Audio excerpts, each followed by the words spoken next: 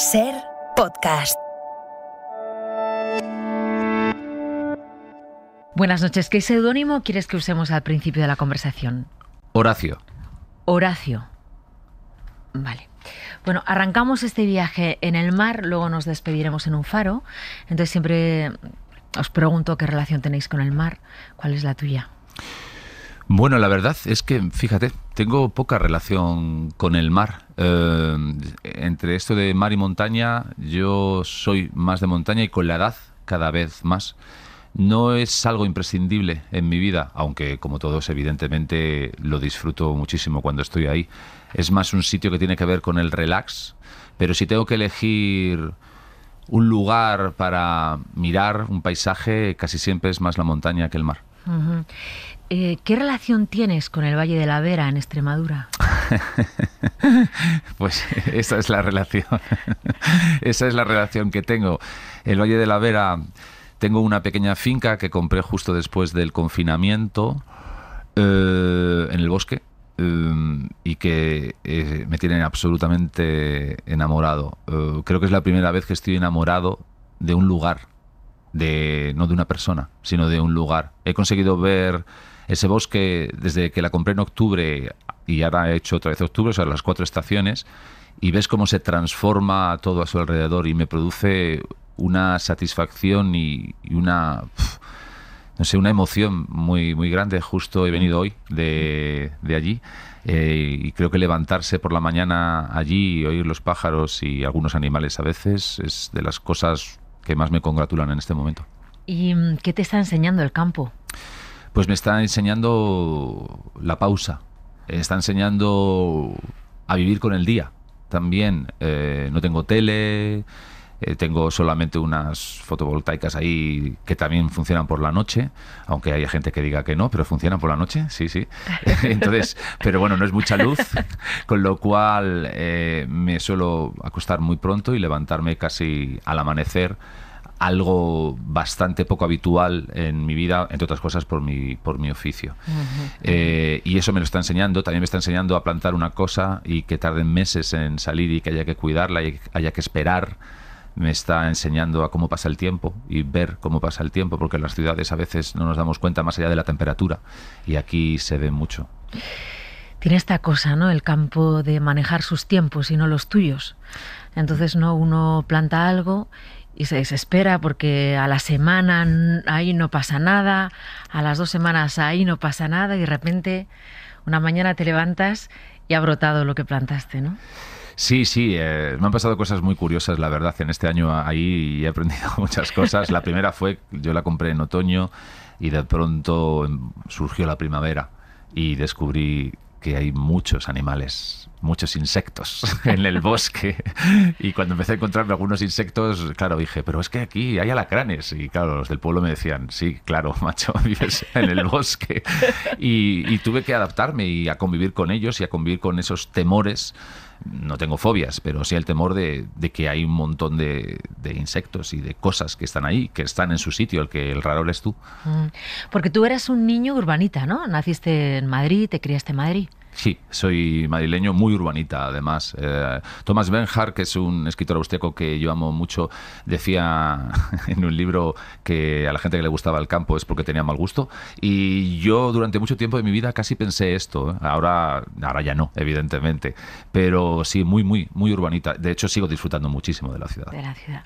Vale, ¿eres hijo único? Soy hijo único, sí. ¿Tú tenías miedo a la soledad precisamente por ser hijo único?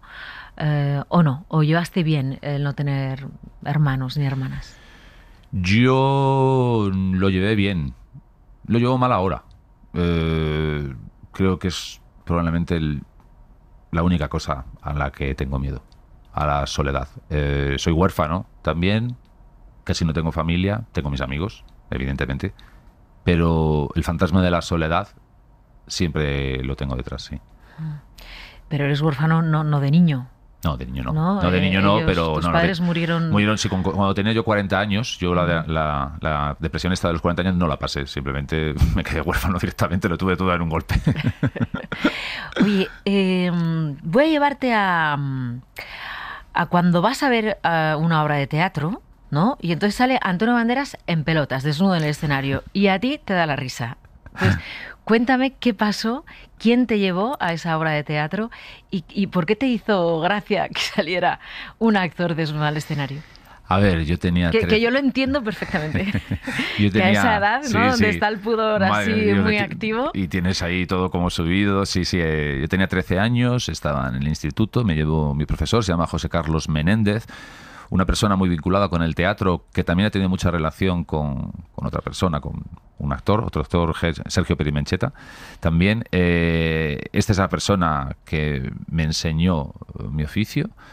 Y me lleva a ver esa obra con 13 años, yo no sé ni lo que voy a ver, y de pronto sale Antonio Banderas corriendo, gritando sin parar, desnudo completamente. Además, el teatro era con una disposición central, con lo cual no había esta separación que hay entre escenario y público, sino que estaban ahí todos, y él pasó a mí, recuerdo perfectamente cómo el aire, casi el sudor de él, me golpeó y me entró la risa. Mi profesor me dio una colleja bastante fuerte, y me dijo, haz el favor de callarte. Y a partir de ahí solo recuerdo una enorme fascinación. Así que supongo que a mí el teatro me entró pues por el cuerpo de Antonio Banderas. Por el cuerpo de Antonio Banderas y por el cachetazo que me dieron para que me dejara hacer. ¿Lo sabe Antonio Banderas esto? Pues no, la verdad es que no. Nunca le he visto un par de veces en mi vida, pero no se lo he contado. Esta obra de la vida de Eduardo II es de los años 80, 84, 88. Un texto de Marlowe. Él era jovencísimo, ¿no? Sí. Antonio Banderas muy joven. Creo que era de lo primero que hacía en teatro, y lo hizo además porque Juan Gea, que era el protagonista, se partió la pierna y él tuvo que hacer la sustitución como en 2 semanas. ¿Cómo se vive con un padre político, sindicalista del Partido Comunista? ¿Cómo se vive en casa? ¿Recuerdas conversaciones con él? ¿Se hablaba en casa de política? No sé si tu madre también tenía las mismas ideas que tu padre. ¿Cómo era esa relación? Bueno, se hablaba muchísimo de política. Yo casi puedo decir que crecí en el Comité Central del Partido Comunista. Mi padre era sindicalista en Barreiros y pertenecía al Partido Comunista, y yo recuerdo que los sábados y esto, pues mi madre trabajaba los sábados y él me llevaba al partido, al Comité Central, y me dejaban por ahí. Él tenía sus conversaciones y yo estaba de mano entre uno y otro. Y después, cuando fui creciendo, pues bueno, yo recuerdo todos los libros que había ahí de política, y recuerdo conversaciones, y eso fue lo que me llevó a mí a estudiar finalmente ciencias políticas. Y eso fue también lo que, de alguna forma, incluso la política, aunque yo creo que también había otras cosas, me fue separando un poco de mi padre. Empezamos a tener grandes discusiones por formas de ver la vida, y la política era importante en nuestra vida, aunque también al final la política no deja de ser una especie de apéndice de otras cosas más importantes en la vida, y las discusiones estaban mezcladas. Mis padres no fueron una pareja que me cuidó muy bien, pero ellos no se cuidaron demasiado bien entre ellos. A ver, esas conversaciones con tu padre, ¿no? En las que discutíais y tú dices, y aquello nos fue separando. Ahora, con perspectiva, cuando él ya no está, cuando él falleció, se fue, tal y como está la política ahora, habiendo estudiado tú políticas, aunque no es la profesión que ejerces, ¿echas de menos esas conversaciones? A veces te gustaría preguntarle a tu padre qué piensas de la política ahora. Sí, muchísimo. Afortunadamente, en los últimos años de mi vida fui reencontrándome con ambos. La enfermedad a veces tiene cosas muy malas, pero también tiene algunas cosas muy buenas, y es que te permite poner un contador a cero y ver a esas personas de otra manera. Y me reencontré con ellos, y ahora los echo mucho en falta, y me encantaría discutir con mi padre. Reconozco que mi padre, el problema también fue que mi padre, claro, vivió toda la época de la transición, y el fracaso, de alguna forma, del Partido Comunista en esa época, y la caída de Santiago Carrillo, le llevó a una desafección absoluta hacia la política. Y eso fue una de las partes de nuestras diferencias. Supongo que ahora sería muy crítico y sobre todo muy cínico e irónico. ¿Tú lo eres?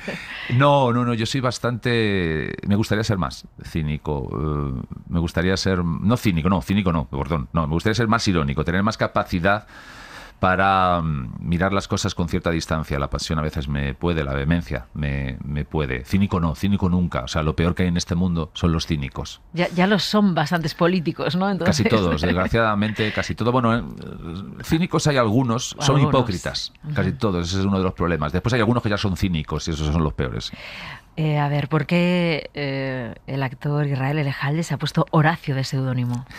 Pues mira, me he puesto Horacio porque yo que hice Hamlet y que es uno de esos personajes y textos que siempre he deseado hacer, siempre he tenido un gran amor por ese personaje que acompaña a Hamlet, a Horacio, que intenta calmarlo, intenta mediar de alguna forma para que todo el dolor de Hamlet se coloque de otra manera y que no deje que su furia y la venganza se desarrollen. Y creo que en este mundo hay que ser más Horacio y menos Hamlet, aunque Hamlet es el gran personaje. Pero claro, cuando tú hiciste Hamlet.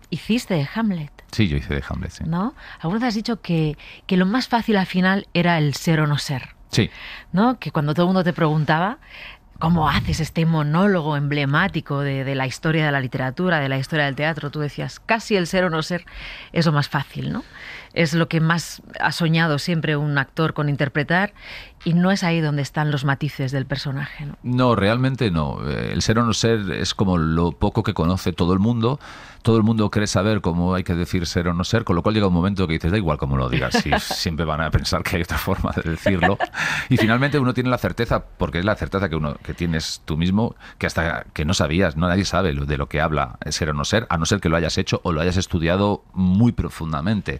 Con lo cual, de hecho, es un monólogo que si lo quitaras, la función funcionaría igual. Es un monólogo que uno piensa por qué lo puso ahí, pero no funciona como para añadir nada al argumento. Donde te juegas Hamlet es en otros sitios, en otros lugares, en otros lugares bastante más intrincados, sobre todo en el comienzo, para poder mostrar y poder que la gente sienta empatía por un personaje que está con un dolor profundo, que es la única forma de encontrar esa empatía, pero que es una máquina de destrucción masiva.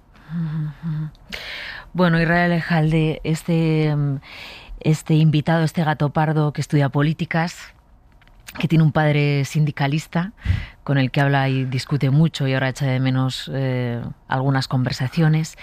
Has hecho prácticamente todo en teatro, tienes una larguísima trayectoria en teatro, has citado Hamlet, El Misántropo, Veraneantes.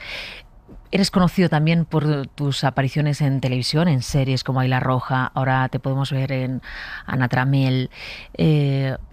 Los que hayan visto Madres Paralelas, eres el Chico Almodóvar, el último Chico Almodóvar, arrasaste con Magical Girl, pero yo he leído, Israel Elejalde, que tú entras en el teatro para escapar del dolor.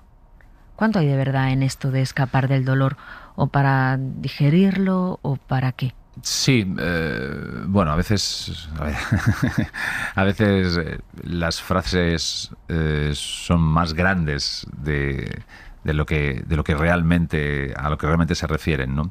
Esa frase dicha así parece tan trascendental y tan intensa. Bueno, igual la dijiste cuando seguro realmente lo sentías, ¿no? Seguro que fue una entrevista de hace 20 años donde yo escapé del dolor, que es todo grandilocuente, ¿no? Sí, yo seguro que lo dije, o sea, esas frases también hay que decirlas. Los autores que me gustan dicen esas frases también y hay que decirlas, y hay una verdad también en eso. Cuando digo de escapar del dolor, pues digo que hablo de mi profesión me permite coger todo ese dolor que uno va a sufrir en la vida, porque en la vida hay grandes cosas, pero también hay dolor, y a mí me permite tener el don de conseguir ese dolor, convertirlo en algo para compartirlo con los demás, y también para mostrar a los demás de alguna forma a través de ese dolor que se puede hacer algo con él y que hay otras vías y que hay luz al final del túnel. Creo que ese es el regalo más maravilloso de nuestra profesión. ¿Y crees que se hace política en el teatro? ¿Que es obligatorio hacer política desde el teatro? Todo acto delante de un público es político. Toda obra de teatro es política. Ahora, bien, cojamos eso y analicémoslo. No hace falta hacer política de manera directa, pero hasta una comedia más burda es un acto político porque te está representando una forma de ver la vida. Yo con lo que no estoy de acuerdo es con hacer teatro dogmático o cine dogmático, dar lecciones. Creo que el teatro, el cine, está para para mostrar modelos de conducta que permitan preguntas y permitan la reflexión. Como diría Juan Mayorga, del teatro hay que salir con más dudas de las que se entra. Y ese es el teatro que a mí me gusta, el que no te dice lo que tienes que pensar, sino que te pregunta por qué piensas lo que piensas. Israel, tú también eres fundador del Kamikaze, ¿no? Sí. Vale, ¿estudiáis al público? O sea, ¿estudias lo que necesita el público en cada momento? Cuando, no sé, programáis una obra, por ejemplo, ¿qué querría escuchar o ver el público del siglo XXI? ¿O no? ¿Os lanzáis con vuestro criterio? ¿Es lo que vosotros querríais hacer? ¿Dónde está ese equilibrio? Sí, en general al final no puede haber equilibrio. Yo pienso en lo que, y mis compañeros creo que también, pensamos en lo que nosotros queremos, sobre lo que queremos reflexionar, sobre aquellos temas que a nosotros nos preocupan como ciudadanos, tanto sociales como individuales. Yo pienso en mi criterio y deseo que haya gente que piense como yo y que le interesen los temas que me interesan a mí. Porque no puedo pensar en qué quieren los demás, porque no sé quiénes son los demás y porque el público es un ente tan abstracto que creo que sería perder tu identidad y perder el tiempo finalmente. Uno tiene que decir, si yo pienso esto, si a mí esto me preocupa, seguramente a muchos de mis conciudadanos también les preocuparán. A veces es cierto y a veces pues no. Fíjate, es que Israel Elejalde, te lo pregunto porque estamos en un mundo que nos está tocando vivir, en el que parece que todo lo tenemos a la carta, ¿no? Los algoritmos hacen que todo lo que nos llega un poco a la carta. Las noticias que nos gustan, las ideas que se parecen a nosotros. En Instagram y en las redes sociales colgamos la imagen que nosotros queremos transmitir a los demás, ¿no? Hay poco espacio para, pues eso, para la crítica, para empaparte de ideas que no tienen nada que ver con las tuyas, sin que eso sea un drama. Sí, es cierto, es cierto. Es uno de nuestros problemas. Quizás el teatro en eso es una tabla de salvación, entre otras cosas porque el teatro es un arte minoritario y siempre lo seguirá siendo. Es un arte que necesita poco público finalmente, necesitas convencer a 300, 400 personas para que vengan a verte y por lo tanto te permite indagar y te permite proponer temas y estéticas que no sean las mayoritarias para intentar precisamente buscar eso. Esto es un problema a todos los niveles, pero esencialmente es un problema en lo ideológico, en la política de este país, del mundo en general, porque ya no utilizamos la razón para hablar de política, sino que empieza a ser una cosa casi sentimental, donde uno pertenece a una ideología casi, digamos, como cree en una religión y donde no se permite de alguna forma ningún tipo de debate, ¿no? Y si no hay debate, como dices tú, si no se escucha al que tiene una voz minoritaria para después a lo mejor darle la razón o no, pero si intentan acallarse a todo aquello que no va con la ola, vamos a construir un mundo cada vez peor, la verdad. Israel, ¿cómo ha sido trabajar con Almodóvar? Decía eso, ¿no? El último chico Almodóvar en Madres Paralelas, Israel Elejalde. Bueno, pues ha sido un sueño, la verdad, porque a Almodóvar yo le admiro mucho, le admiraba muchísimo y era de esas cosas que uno dice, ojalá un día te llamen.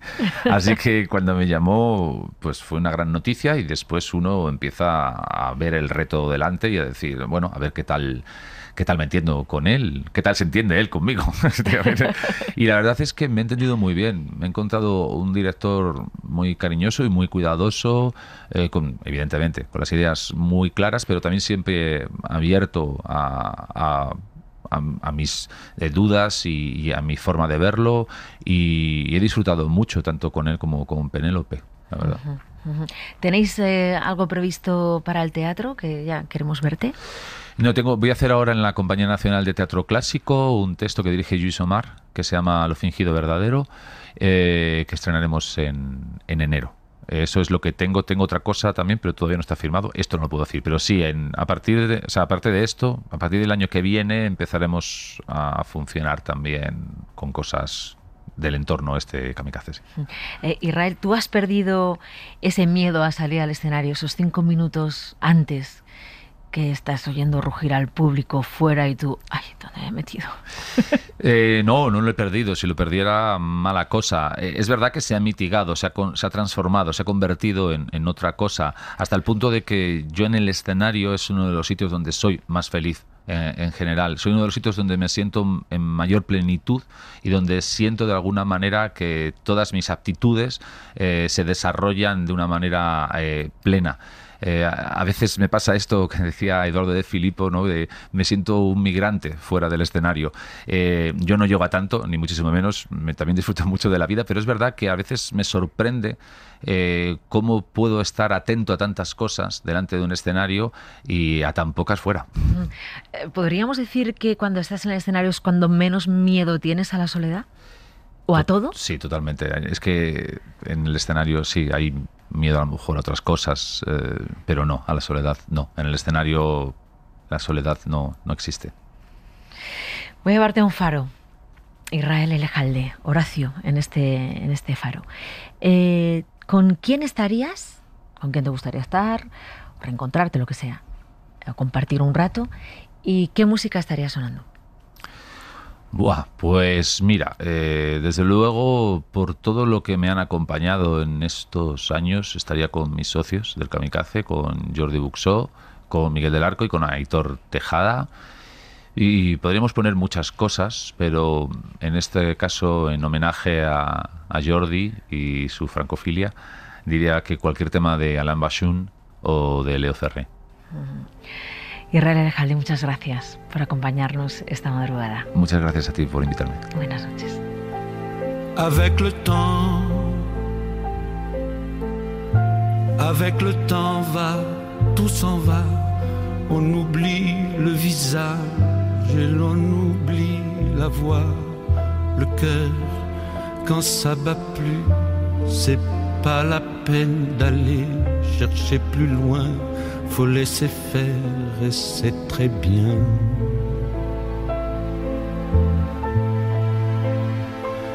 Avec le temps. Suscríbete al Gato Pardo. Todos los episodios y contenidos adicionales en nuestra app de Cadena Ser y en nuestros canales de Apple Podcast, Spotify, iVoox, Google Podcast y YouTube. Escúchanos en directo en la Ser de lunes a viernes a las 2:10 de la madrugada. Entre les mots, entre les lignes et sous le phare d'un serment maquillé qui s'en va faire sa nuit. Avec le temps, tout s'évanouit.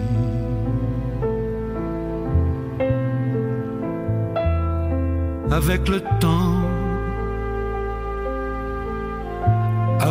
temps va, tout s'en va, même les plus chouettes souvenirs s'attallent de ces gueules à la galerie farfouille dans les rayons de la mort le samedi soir quand la tendresse s'en va toute seule.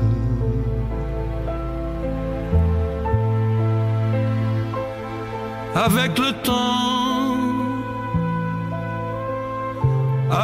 temps va, tout s'en va, l'autre à qui l'on croyait pour un rhume, pour un rien, l'autre à qui l'on donnait du vent et des bijoux, pour qui l'on eût vendu son âme pour quelques sous, devant quoi l'on se traînait comme traînent les chiens.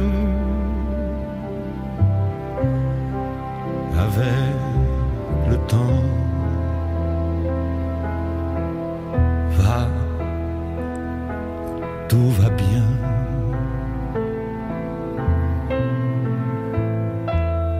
Avec le temps va, tout s'en va. On oublie les passions et l'on oublie les voix qui vous disaient tout bas les mots des pauvres gens, ne rentre pas trop tard, surtout ne prends pas froid.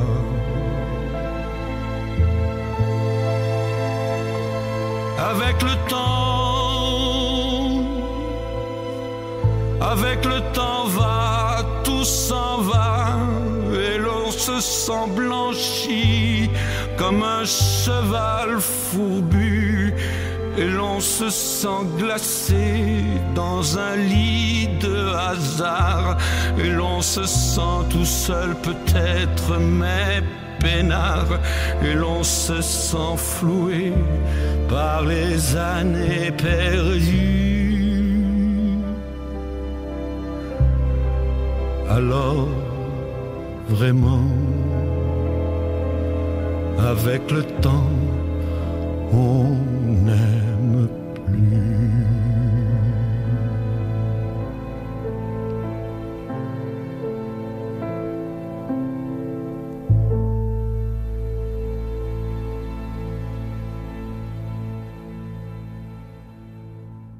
Suscríbete a El Faro de Mara Torres. Todos los episodios y contenidos adicionales en la app de Cadena Ser y en nuestros canales de Apple Podcast, Spotify, iVoox, Google Podcast y YouTube. Escúchanos en directo en la Ser de lunes a viernes a la 1:30 de la madrugada.